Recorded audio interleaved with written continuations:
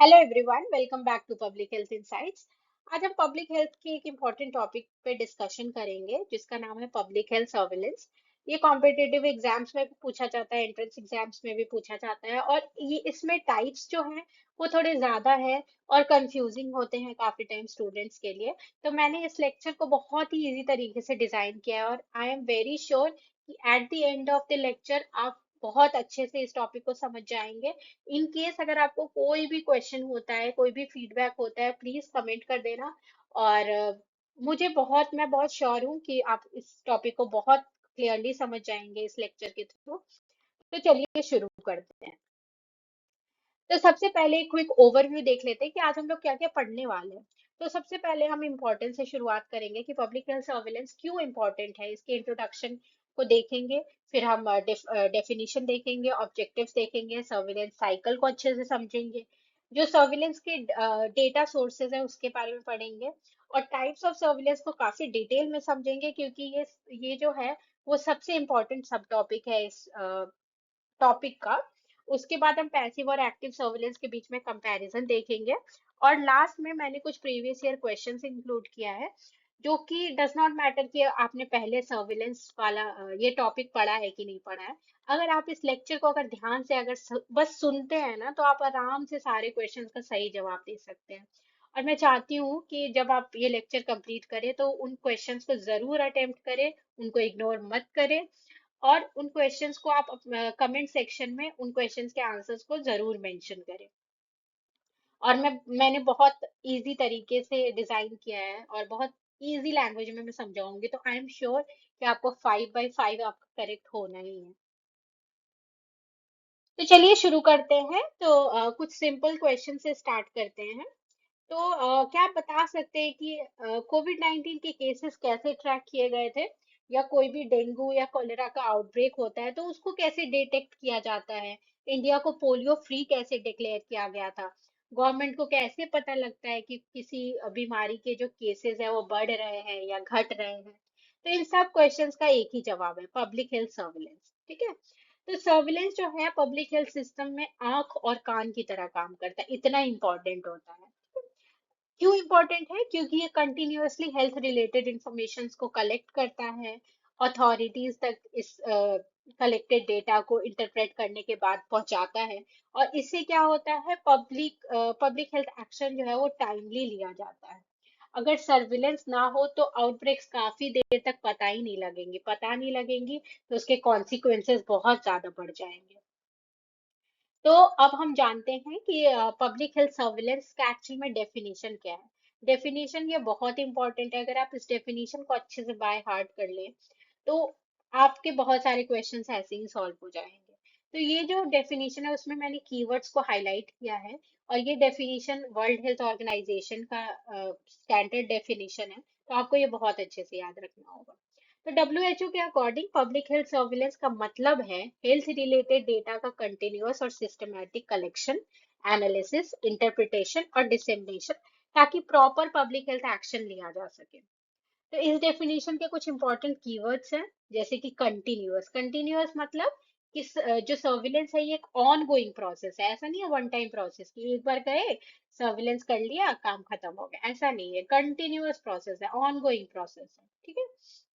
फिर आ गया systematic collection, मतलब कि इसमें जो डेटा जो कलेक्ट करते हैं ना वो एक ऑर्गेनाइज तरीके से किया जाता है, ऐसे अनऑर्गेनाइज नहीं किया जाता, एक ऑर्गेनाइज इसका तरीका फॉलो किया जाता है, एक प्रोटोकॉल फॉलो किया जाता है। ठीक है।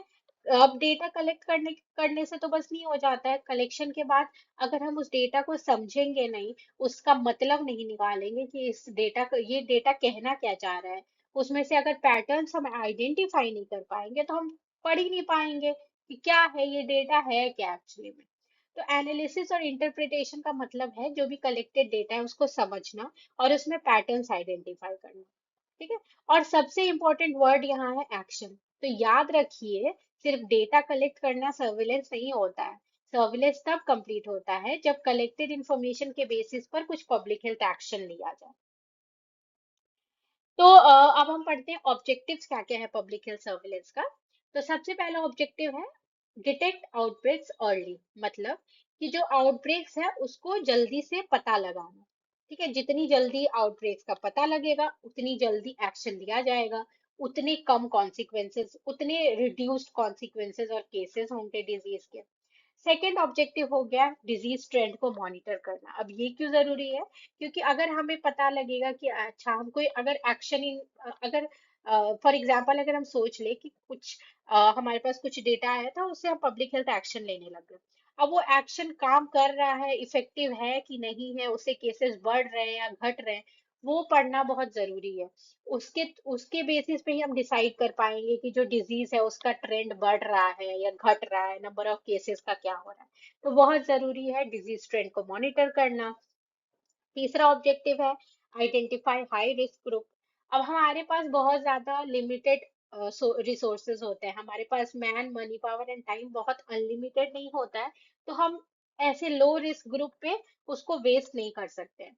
तो इसलिए हमको जो प्रॉपर जो अफेक्टेड लोग हैं उनको आइडेंटिफाई करना बहुत जरूरी है। तो ये थर्ड ऑब्जेक्टिव है, आइडेंटिफाई हाई रिस्क ग्रुप्स, ताकि हम इफेक्टिव पब्लिक हेल्थ एक्शन ले सके। फोर्थ ऑब्जेक्टिव है guide public health. Public health में कुछ भी डिसीजन लेने के लिए सर्विलेंस का बहुत काम आता है, उसी के बेसिस पे हम कोई भी एक्शन ले सकते हैं। फिर फिफ्थ है सपोर्ट पॉलिसी डिसीजंस। अब पॉलिसी डिसीजंस कैसे? कि हमारे पास जो भी हम किसी भी जगह का सर्विलेंस करते हैं या किसी भी डिजीज का सर्विलेंस करते हैं, तो हमारे पास एक प्रॉपर डेटा बैक्ड रिपोर्ट होता है। तो उसके बेसिस पे हम एविडेंस बेस्ड डिसीजंस ले सकते हैं। ठीक है, तो ये पॉलिसी डिसीजंस पे हेल्प करता है। उसके बाद सर्विलेंस जो है वो पब्लिक हेल्थ प्रोग्राम्स की इफेक्टिवनेस को इवेल्युएट करने में भी बहुत यूजफुल होता है। कोई प्रोग्राम काम का है नहीं है, क्या उसका असर पड़ रहा है, तो इसको इवेल्युएट करने के लिए भी हमको सर्विलेंस की बहुत जरूरत होती है। अब हम पढ़ते हैं सर्विलेंस साइकिल। तो हमने पहले ही पढ़ लिया है, डेफिनेशन में ही हमने जान लिया है कि ये कंटिन्यूअस प्रोसेस है, ये ऑन गोइंग प्रोसेस है। तो इसलिए हम कह सकते हैं कि पब्लिक हेल्थ सर्विलेंस जो है एक साइकिल की तरह काम करता है। तो साइकिल में क्या क्या कंपोनेंट्स है आपको याद रखना है बहुत अच्छे से। पहला कंपोनेंट है डेटा कलेक्शन, फिर है एनालिसिस, फिर है इंटरप्रिटेशन, फिर है डिससेमिनेशन, फिर है पब्लिक हेल्थ एक्शन और फिर है फीडबैक। अब ये जो जितनी भी चीजें थी मेजरली हमने उसको डेफिनेशन में ही देख लिया था। हमने समझा था कि ये कंटिन्यूअस प्रोसेस है, मतलब कि इसका एक साइकिल होता है, ये ऑनगोइंग प्रोसेस है। उसके बाद हमने पढ़ा था सिस्टमैटिक डेटा कलेक्शन होता है इसमें। तो फर्स्ट कंपोनेंट सर्विलेंस साइकिल का हो गया डेटा कलेक्शन, के हम डेटा को कलेक्ट कर रहे हैं। सेकंड काम हो गया, हमने पढ़ा था पैटर्न्स को आइडेंटिफाई करने के लिए हमको एनालिसिस करना है। एनालिसिस करने के बाद हम उसको समझेंगे, उस पैटर्न को समझेंगे, तो उसको कहते हैं इंटरप्रेट करना, इंटरप्रिटेशन। उसके बाद हम उस डेटा को, जो भी हमने डेटा कलेक्ट करने के बाद एनालाइज करने के बाद जो भी पैटर्न हमको समझ में आया है, वो इंफॉर्मेशन हम प्रॉपर जो स्टेक होल्डर्स है या फिर जो भी लोग हैं जो कि पब्लिक हेल्थ एक्शन लेंगे, या जो भी उस डेटा से जो भी जिन जिन जिन लोगों के जिंदगी पे असर पड़ेगा, जिनको हम स्टेक होल्डर्स कह सकते हैं, उन तक इस डेटा को पहुंचाना। पहुंचाने के लिए जो टर्म है वो है डिसेमिनेशन। डिसेमिनेशन मतलब कि हम इंफॉर्मेशन को एक जगह से दूसरी जगह पहुंचाते हैं, उसको कहते हैं डिसेमिनेशन। ठीक है, अब ये जो इंफॉर्मेशन है, मान लीजिए कि पता चला कि इस गांव में मलेरिया के इतने केसेस अचानक से बढ़ गए, 100 केसेस बढ़ गए। तो ये डेटा हमने कलेक्ट किया, उसको एनालाइज किया, पैटर्न को स्टडी किया कि क्यों ऐसा हो रहा है कि मलेरिया के केसेस इतने बढ़ रहे हैं, इसी गांव में बढ़ रहे हैं। फिर हमने इस डेटा को लेके और जो गवर्नमेंट ऑफिशियल्स है या पब्लिक हेल्थ ऑफिशियल्स है उस गांव के लिए जो रिस्पॉन्सिबल है, उन तक ये डेटा पहुंचा दिया। अब उन तक ये डेटा पहुंचा दिया तो उसके बेसिस पे कुछ पब्लिक हेल्थ एक्शन लिया जाएगा। अब ये एक्शन जो है वो काम कर रहा है नहीं कर रहा है, उससे डिजीज केसेस और बढ़ रहे हैं या घट रहे हैं या उतने ही रह रहे हैं, तो इसको जानते हैं हम फीडबैक के थ्रू। ठीक है, तो ये भी बहुत जरूरी है, फीडबैक भी एक बहुत इंपॉर्टेंट कंपोनेंट है इस साइकिल का। ठीक है, क्योंकि अगर फीडबैक नहीं मिलेगा तो हम एक्टिविटीज को इम्प्रूव ही नहीं कर पाएंगे। ठीक है, तो हमको ये जो साइकिल है वो अच्छे से याद रखना है, कंटिन्यूअस प्रोसेस है, कंटिन्यूअसली रिपीट होता रहता है। तो इसलिए हम इसको साइकिल कहते हैं। इसके कंपोनेंट्स को आप अच्छे से याद रखेंगे, data collection, data analysis, interpretation, dissemination, public health action and feedback. अब हम पढ़ते हैं सोर्सेज ऑफ सर्विलेंस डेटा। तो जो भी हम सर्विलेंस कर रहे हैं उसका डेटा हमको आता कहाँ से, आखिर कहाँ से हम पाते हैं ये डेटा? तो सबसे कॉमन सोर्सेज है हॉस्पिटल्स, क्लिनिक्स, लैब्स। उसके अलावा हेल्थ सर्वेज जो होते हैं, जो कंटिन्यूअसली आप देखते रहते होंगे कि बहुत सारे सर्वेज होते रहते हैं ऑर्गेनाइजेशन के, एनजीओज के, तो उसके थ्रू हम डेटा लेते हैं। डिजीज जो रजिस्टर होते हैं उनके थ्रू लेते हैं। Vital statistics like birth data और डेथ डेटा, जो कि हमें वाइटल रजिस्ट्रेशन सिस्टम से मिलती है, उसके थ्रू भी हमें मिलता है। जो सर्विलेंस डेटा है वो मिलता है। उसके अलावा कम्युनिटी रिपोर्ट्स हो गए, न्यूज़पेपर हो गया, मीडिया हो गया, तो इस सब के थ्रू भी हमारे पास सर्विलेंस के लिए डेटा आता है। नेक्स्ट हम पढ़ते हैं types of surveillance. Types of surveillance बहुत ही इंपॉर्टेंट है आपके लिए, क्योंकि मोस्ट ऑफ द क्वेश्चन जो होते हैं इसी पार्ट में से आते हैं। ठीक है। तो पब्लिक हेल्थ सर्विलेंस के बहुत सारे टाइप्स होते हैं, और ये सारे टाइप्स जो होते हैं वो कुछ स्पेसिफिक पर्पस डिफाइन करते हैं। ठीक है। तो मेजर टाइप्स जो होते हैं, ये 6 जो मेजर आप देख रहे हैं स्क्रीन पे, वही है major types. Passive surveillance, active, sentinel, syndromic, event based, population based. ये ऐसा बिल्कुल कंफ्यूज नहीं होना है कि इतना सारा 6 टाइप का है, कैसे याद रहेगा, नहीं रहेगा। आप आराम से लेक्चर सुनो, आपको आराम से एक एक चीज याद रहेगा। ठीक है। तो हम इन सबको एक बार डिटेल में एक एक करके समझ लेते हैं। सबसे पहले आ गया हमारा पैसिव सर्विलेंस। तो पैसिव सर्विलेंस जो होता है वो दुनिया में सबसे ज्यादा यूज होने वाला सर्विलेंस होता है। ठीक है। ये मोस्ट कॉमन होता है, ये आपको याद रखना है। मोस्ट कॉमन सर्विलेंस होता है पैसिव सर्विलेंस। इसमें क्या होता है, routine reporting of disease cases by health care facilities. माने कि इसमें हेल्थ केयर फैसिलिटीज जो होते हैं वो रूटीन बेसिस पर डिजीज केसेस रिपोर्ट करती हैं। इसका एग्जाम्पल हो गया routine malaria reporting, routine tuberculosis reporting. जैसे कि हमारे देश में रूटीनली क्या होता है कि जो भी हेल्थ अथॉरिटीज होते हैं उनको मलेरिया और ट्यूबरक्लोसिस के रूटीन रिपोर्ट्स को डिस्ट्रिक्ट हेल्थ अथॉरिटीज तक पहुंचाना होता है, भेजना होता है। ठीक है। तो ये इसका एग्जाम्पल हो गया पैसिव सर्विलेंस का। तो इसका कुछ एडवांटेज भी है, कुछ लिमिटेशन भी है। एडवांटेज ये है कि ये लो कॉस्ट है। इसमें जो बीमार है वो खुद हेल्थ फैसिलिटी में आ रहा है, तब हमें डेटा मिल रहा है। तो ये लो कॉस्ट है। इसको इम्प्लीमेंट करना इजी है। इसका जोग्राफिकल कवरेज ज्यादा है। क्यों कवरेज ज्यादा है? क्योंकि एक हॉस्पिटल में जरूरी नहीं है कि वहीं के आसपास के ही लोग आए, दूर दूर से भी लोग आते हैं। तो इसलिए इसका कवरेज एरिया जो है बहुत ज्यादा होता है। ये रूटीन मॉनिटरिंग के लिए बहुत सुटेबल होता है, जैसे कि मलेरिया रिपोर्टिंग जैसे होता है, ट्यूबरक्लोसिस रिपोर्टिंग होता है, तो उसके लिए बहुत जरूरी होता है। ठीक है। कुछ लिमिटेशंस भी है इसमें, जैसे कि under reporting and delayed reporting. अब इसका मतलब क्या हुआ कि बहुत बार हमने देखा है कि लोग बीमार होते हैं बट हॉस्पिटल नहीं जाते। अब हॉस्पिटल नहीं जाएंगे तो कहाँ से डेटा मिलेगा हेल्थ फैसिलिटी को? ठीक है। इसको बहुत आसानी से हम समझते हैं कि कोविड 19 के टाइम में क्या हो गया था, इतने लोग पैनिक हो गए थे कि बहुत सारे लोग थे जो बीमार थे, बट वो अपना डेटा नहीं, वो जा ही नहीं रहे थे हॉस्पिटल। ठीक है। बीमार थे, वो घर में छुप के रह रहे थे कि जाएंगे हॉस्पिटल तो वहां पे हमें क्वारंटाइन में रख दिया जाएगा, आइसोलेट कर दिया जाएगा, तो वो जाते ही नहीं थे।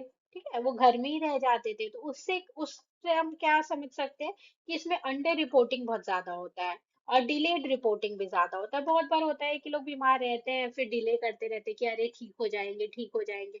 वो हॉस्पिटल तक पहुंचते ही नहीं है, हेल्थ केयर फैसिलिटीज के पास पहुंचते ही नहीं है। तो जब वहां पहुंचे ही नहीं तो उनके पास डेटा कहाँ से आएगा? तो इससे हम समझ सकते हैं कि इसका कुछ लिमिटेशन है, जैसे कि अंडर रिपोर्टिंग और डिलेड रिपोर्टिंग। ठीक है। उसके बाद एक तीसरा जो हमारा लिमिटेशन है वो सेंसिटिविटी होता है। तो सेंसिटिविटी मतलब लोअर सेंसिटिविटी यहाँ लिखा हुआ है पैसिव सर्विलेंस में। तो सेंसिटिविटी मतलब पहले समझ लेते हैं। तो सिंपल लैंग्वेज में समझ लीजिए कि सेंसिटिविटी बताती है कि सिस्टम कितने रियल पेशेंट को पकड़ पाता है। ठीक है। जैसे कि हम एग्जांपल लेते हैं कि मान लीजिए कि किसी डिस्ट्रिक्ट में डेंगू के 100 केसेस हैं। तो अगर सर्विलेंस सिस्टम जो है हमारा, जो हेल्थ फैसिलिटीज जो है, अगर उसमें से 90 केसेस को अगर आइडेंटिफाई कर लेता है उस 100 केसेस में से, तो हम कहेंगे ना कि उस डिस्ट्रिक्ट में डेंगू का सेंसिटिविटी 90% है। लेकिन अगर समझिए कि अगर 90 की जगह अगर 50 केसेस को ही अगर डिटेक्ट कर पाता है सिस्टम, तो हम कहेंगे कि सेंसिटिविटी 50% है। इसका ये मतलब है कि 50 पेशेंट जो है वो सर्विलेंस सिस्टम से मिस हो गए हैं। ठीक है। तो मतलब हम बहुत आसान भाषा में अगर समझे तो हाई सेंसिटिविटी वाले सर्विलेंस सिस्टम में मिस्ड केसेस कम होते हैं और आउटब्रेक को जल्दी डिटेक्ट किया जाता है। ठीक है, तो आपको ये याद रखना हो, हाई सेंसिटिविटी मतलब फ्यूअर मिस्ड केसेस, सेंसिटिविटी मतलब कि जो सिस्टम है वो रियल पेशेंट को कितने पकड़ पाता है एज कंपेयर टू ऐसे बस सिंड्रोमिक पीपल। तो पैसिव सर्विलेंस में सेंसिटिविटी कम होता है, इसलिए कम होता है क्योंकि इसमें खुद ही पेशेंट आ रहा है, डेटा दे रहा है अपना, और जो पेशेंट नहीं आ रहा है वो तो अगर मान लीजिए कि अगर उसको डेंगू था बट वो आ नहीं रहा है हॉस्पिटल, तो वो केस तो हमसे मिस हो गया।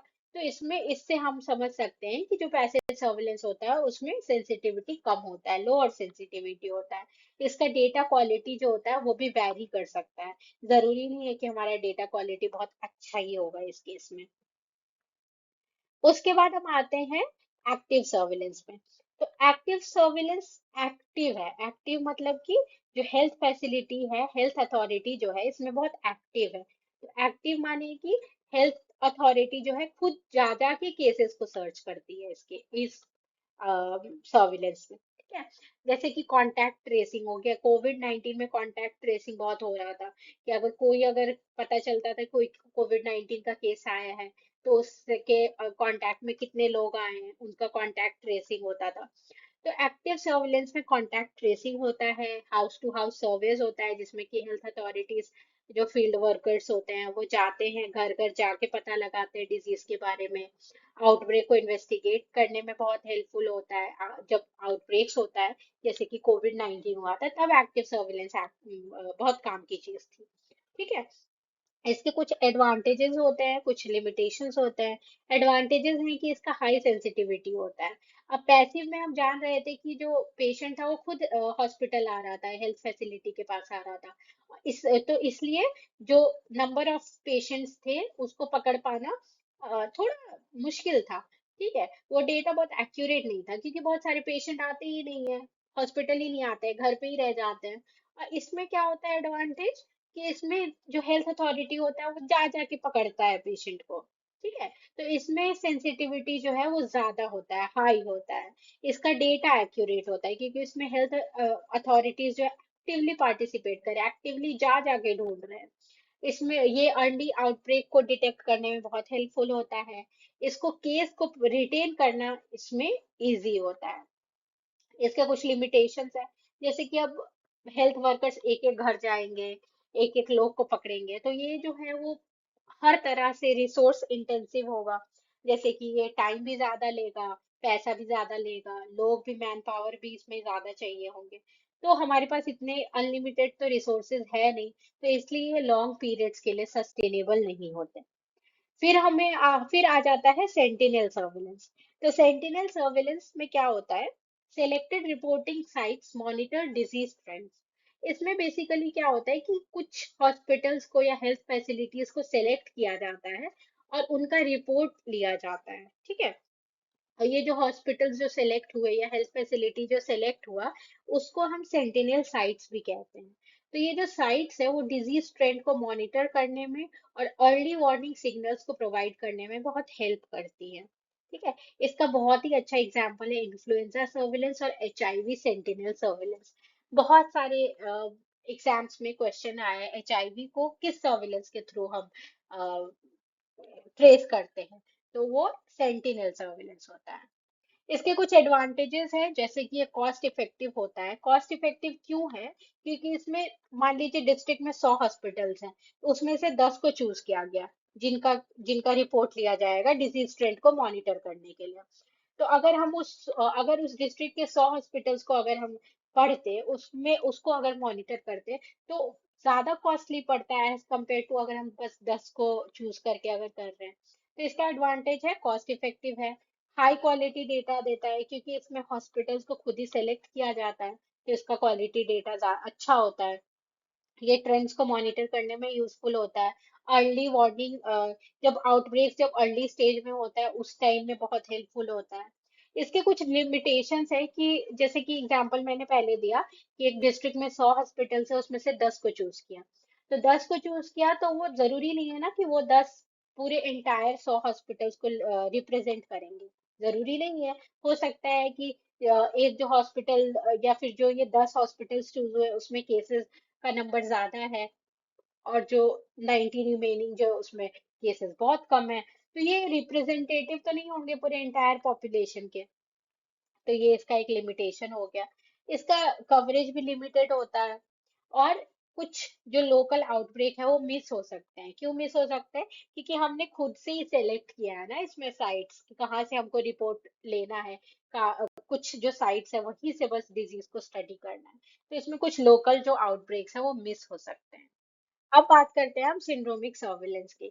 तो सिंड्रोमिक सर्विलेंस सिम्टम बेस्ड होता है, डायग्नोसिस पर बेस नहीं होता है। इसमें क्या होता है कि हम सिम्टम्स को मॉनिटर करते हैं बिफोर डायग्नोसिस। डायग्नोसिस होने से पहले ही हम सिम्टम्स को मॉनिटर करते हैं।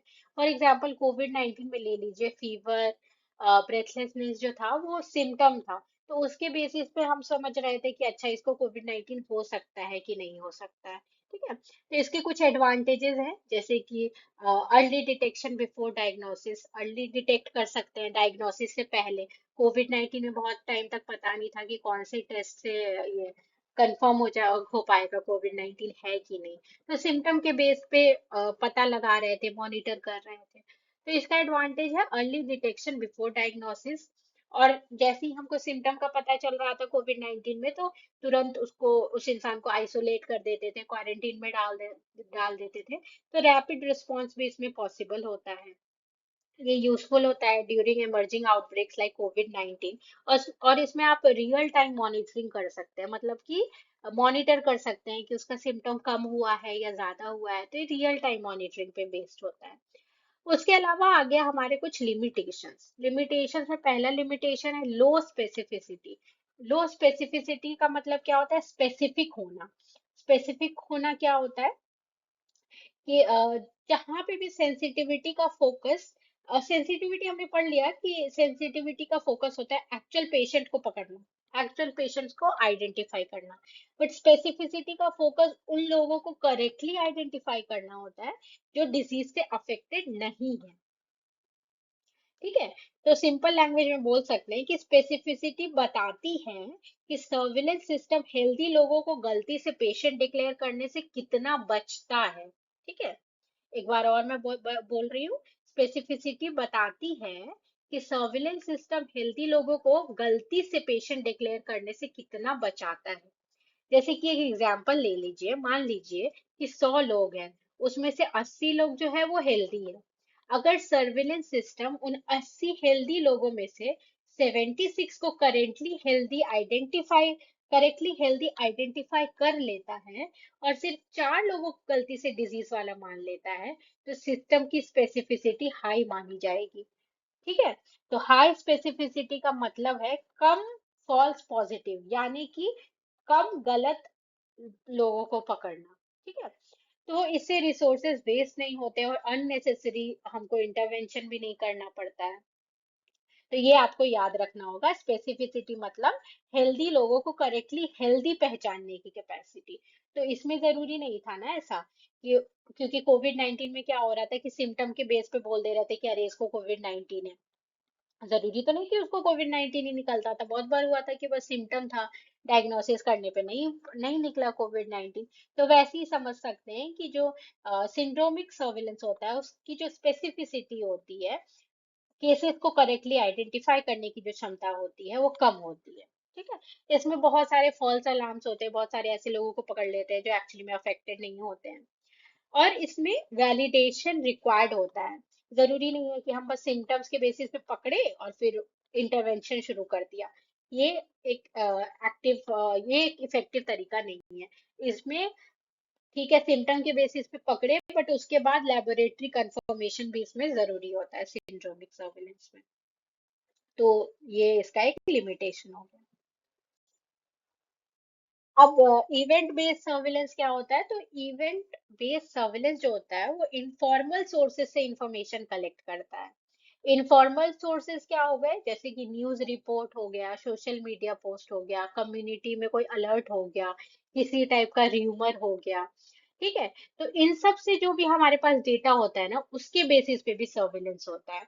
कभी कभी ये करेक्ट होता है, यूजफुल होता है, कभी कभी ये फालतू में रिसोर्सेज को वेस्ट भी कर देता है। ठीक है, तो डिटेक्ट करता है हेल्थ थ्रेट को using informal reports and alerts. हमें याद रखना है, फॉर्मल रिपोर्ट्स कौन से होते हैं, जो हमें हॉस्पिटल से मिलता है। इनफॉर्मल रिपोर्ट्स क्या होते हैं, जो कि सोशल मीडिया पोस्ट हो गया या कम्युनिटी अलर्ट हो गया या किसी टाइप का र्यूमर हो गया। इसका पर्पस क्या होता है, अनयूजुअल हेल्थ इवेंट्स को डिटेक्ट करना। जैसे कि मान लीजिए किसी विलेज में अनएक्सप्लेन्ड मौत हो रही है लोगों की, उसकी खबर आती है, तो इस इंफॉर्मेशन को अथॉरिटीज को इन्वेस्टिगेट करना पड़ेगा। ठीक है, अर्ली बेसिस पे इन्वेस्टिगेट करना पड़ेगा कि क्यों मौत हो रही है अचानक से। तो इसलिए इवेंट बेस्ड सर्विलेंस जो है वो भी इम्पोर्टेंट है, क्योंकि ये हेल्थ थ्रेट को आइडेंटिफाई करने में बहुत यूजफुल होता है। इसके एडवांटेज क्या है, जो अनयूजुअल इवेंट्स होते हैं उसको जल्दी से डिटेक्ट कर लेता है। इसमें मल्टीपल इंफॉर्मेशन सोर्सेज होते हैं, जैसे कि र्यूमर हो गया, news report, social media post, community alerts. तो इसमें मल्टीपल सोर्सेज ऑफ इंफॉर्मेशन है हमारे पास।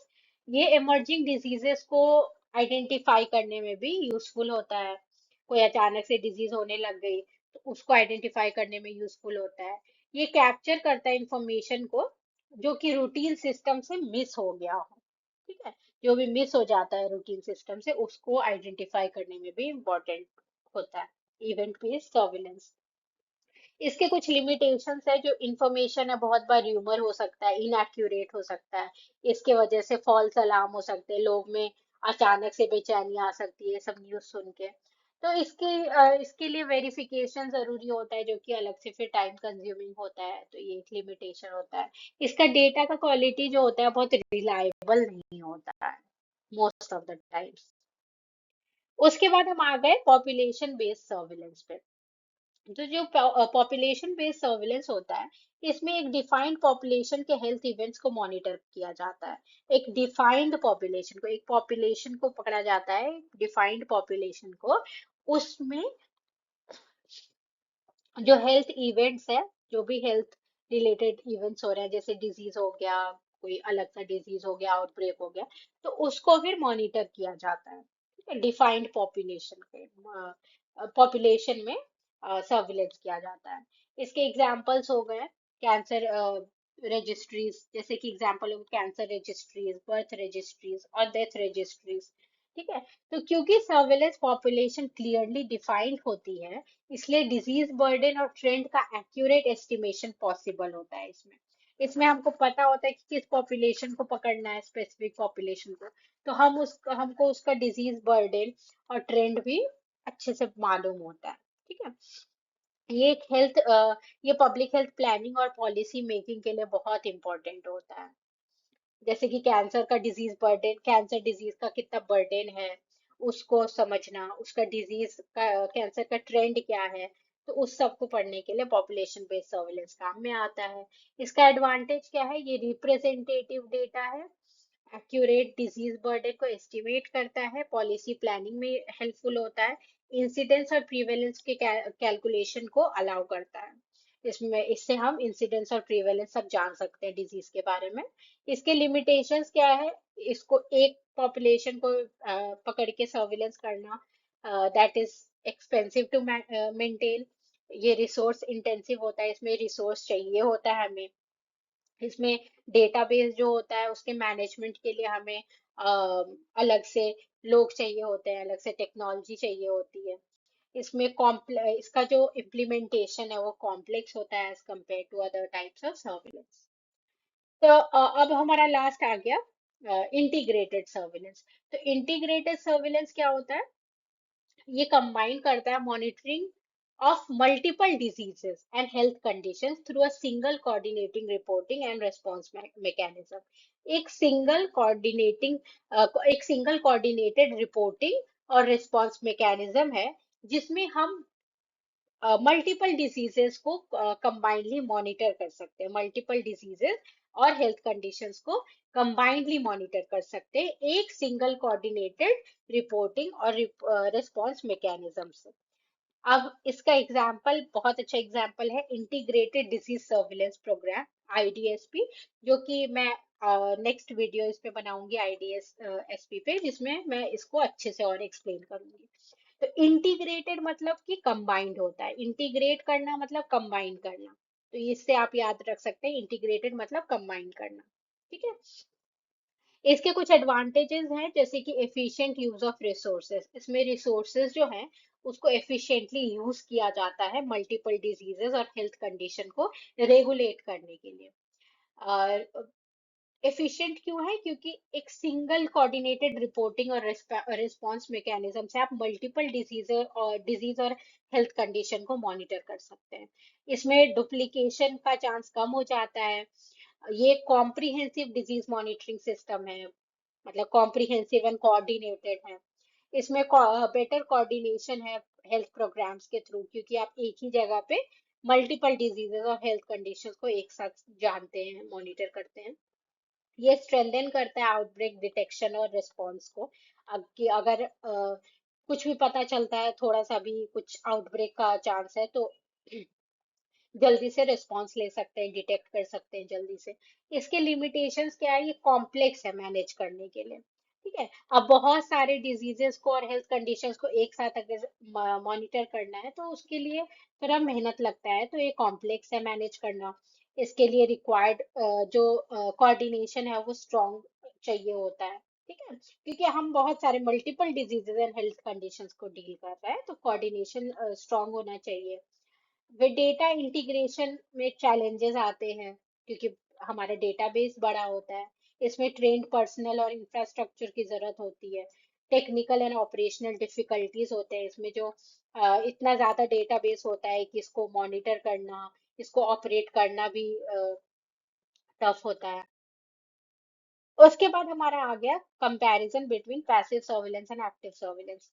ये क्यों जरूरी है? क्योंकि काफी बार हम इसमें गलतियां कर देते हैं, और ये बहुत ही कॉमन क्वेश्चंस है। तो देख लेते हैं। पैसिव सर्विलेंस में रिपोर्ट रूटीन रिपोर्टिंग होता है। एक्टिव सर्विलेंस में एक्टिवली हेल्थ अथॉरिटीज जो है वो सर्च करते हैं केसेस को। पैसिव सर्विलेंस लो कॉस्ट होता है, क्योंकि इसमें हेल्थ अथॉरिटीज को जाना नहीं पड़ता है, रिसोर्स को यूज नहीं करना पड़ता है स्पेसिफिक जा जा के। और एक्टिव सर्विलेंस में हाई कॉस्ट होता है, क्योंकि इसमें डोर टू डोर सर्वे हो गया, या फिर कांटेक्ट ट्रेसिंग हो गया। तो इसमें हेल्थ अथॉरिटीज को खुद जा जा के, एक एक इंसान के पास जा जा के डेटा लेना पड़ता है, तो ये कॉस्टली होता है। पैसिव सर्विलेंस में लोअर सेंसिटिविटी होता है। क्यों? क्योंकि बहुत सारे पेशेंट्स होते हैं जो कि बीमार रहते हैं, बट ये रिपोर्ट नहीं करते हैं, हेल्थ फैसिलिटी पे नहीं आते हैं। तो उस उनको पकड़ना, उनको ट्रेस करना डिफिकल्ट होता है, तो इसलिए कह सकते हैं कि पैसिव सर्विलेंस का सेंसिटिविटी लो होता है। वेयर एज एक्टिव सर्विलेंस में खुद हेल्थ अथॉरिटीज जा जाके केसेस को पकड़ती हैं, तो इसकी सेंसिटिविटी हाई होती है। पैसिव सर्विलेंस मोस्ट कॉमन है, क्योंकि ये लो कॉस्ट का है, तो ये मोस्ट कॉमन है। एक्टिव सर्विलेंस जो होता है वो कॉमन उतना नहीं है, बट ये मोस्ट एक्यूरेट होता है, क्योंकि इसका जो डेटा क्वालिटी होता है वो बहुत अच्छा होता है। उसके बाद हम आ गए प्रीवियस ईयर क्वेश्चंस पे। तो मैं चाहती हूँ कि अब आपने पूरा लेक्चर सुन लिया है, तो आप इन सब क्वेश्चंस को आराम से आप आंसर कर सकते हैं। प्लीज कमेंट करें करेक्ट आंसर्स। और जिनके भी आंसर्स करेक्ट होंगे उनको मैं थम्स अप कर लूंगी, तो आप उनसे रीचेक कर सकते हैं अपने आंसर्स को। अब कुछ ये की टेक अवेज है जो कि आपको एकदम याद ही रखना है। सर्विलेंस मतलब information for action. Passive surveillance most common होता है। एक्टिव सर्विलेंस हाईएस्ट सेंसिटिविटी होता है। सेंटिनल सर्विलेंस जो होता है वो सिलेक्टेड साइट्स में किया जाता है। Syndromic surveillance symptom based surveillance होता है। इवेंट बेस्ड सर्विलेंस में मीडिया और अलर्ट्स पे हम रिलाई करते हैं सोर्स के लिए। पॉपुलेशन बेस्ड सर्विलेंस जो होता है डिफाइंड पॉपुलेशन में किया जाता है। इंटीग्रेटेड सर्विलेंस जो होता है वो मल्टीपल डिजीजेस को एक सिस्टम के थ्रू ऑपरेट किया जाता है या मॉनिटर किया जाता है। तो thank you. Please like comment share and subscribe. और अगर कोई फीडबैक देना हो तो आप कमेंट सेक्शन में दे सकते हैं। और प्लीज ट्राई करें कि जो आंसर्स हैं इन क्वेश्चंस के उनको जरूर से जरूर आप अटेम्प्ट करें। Thank you for listening.